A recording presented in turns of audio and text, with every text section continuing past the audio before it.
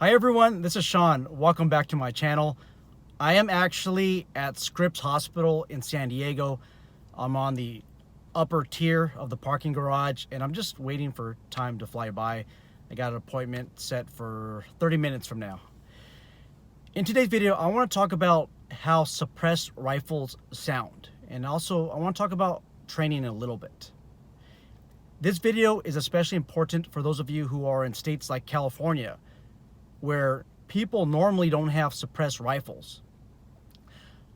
I had the privilege a couple weeks ago with training from one of the guys who belongs to a federal agency, and they have a special operations unit that is basically your SWAT unit. To get into this unit, you have to go through a lot of training, an intensive stress academy where there's sleep deprivation, stress inoculation. You have to swim in adverse conditions. This is tough. Not everybody makes it. So I had the privilege of training under this guy for about 2 hours, and every 2 weeks he invites those in a small circle to train with him. So I really appreciate what he does.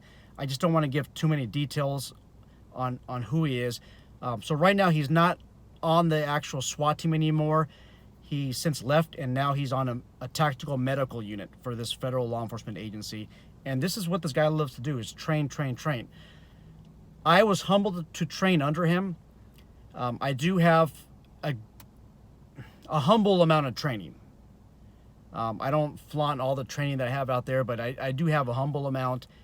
And I try to train under those who have a lot more training and experience than me. You have, in private security and law enforcement, in the firearms community, if you want to be a better shooter, a better marksman, humble yourself and train under somebody that has a lot more training and experience than you. This guy does his work full time. I don't do what he does specifically full time. So train under somebody that challenges you, that has a significant amount of experience, maybe not more experience, but maybe a diversity of experience that's a little bit more diverse than what you have. So I encourage you to go out there and train. So in our course, we had some guys that are in special units. And mind you guys, this was a free course. Everybody there was on their own time, and so was I. And you have some of these guys that are attached to special units. I cannot show you video of this guy's face. It's not polite for me to do that. You have to ask. You know, I didn't ask, hey, can I put this on YouTube? So I'm not going to show this person's face. But what I will want to show you, well, what I'm going to show you right now is how a suppressed rifle sounds.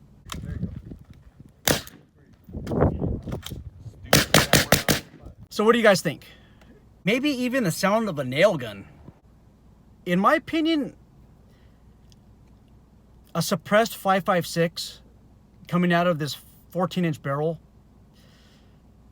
kind of sort of sounds like it when you shoot a 22 long rifle. And it almost sounds like this person is shooting from inside of a tunnel. It's just a distinctive sound. And there's a little bit snap to it. And maybe a little bit echo. It's really hard to explain. But if you've been on the range for many hours, like I have throughout my career, you know who's shooting a suppressed rifle. It just has this specific sound to it.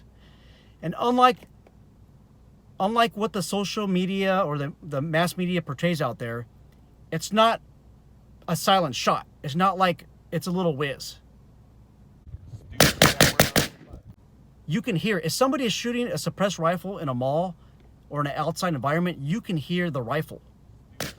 Now, what it does, and this is subjective, it eliminates the need for ear protection. Now, I know that you should always have ear protection. I get it. I get it, and that should be the standard.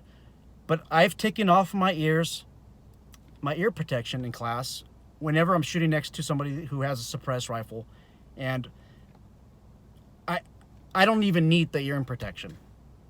Obviously, you should when everybody's shooting, but that's what it eliminates the need for. Now, I've never been on any special combat operation. I've never been in the military. So I don't know what it's like in a combat-like environment when people are shooting suppressed rifles next to you for 10 minutes or 5 minutes or 3 minutes or 2 minutes. But I would think that you probably don't need the ear protection. Maybe you need the ear protection for rocket-propelled grenades, or maybe from others. Maybe you need it to protect your ears from others who are shooting non-suppressed rifles. I don't know. But what I will tell you is hear that distinct sound. See, many times a gunshot will sound like a firework. But in my opinion, a suppressed rifle does not sound like a firework. There's just some distinctive sound to it. So let me know what you guys think about this video. Hopefully this helps you be more situationally aware in your workplace.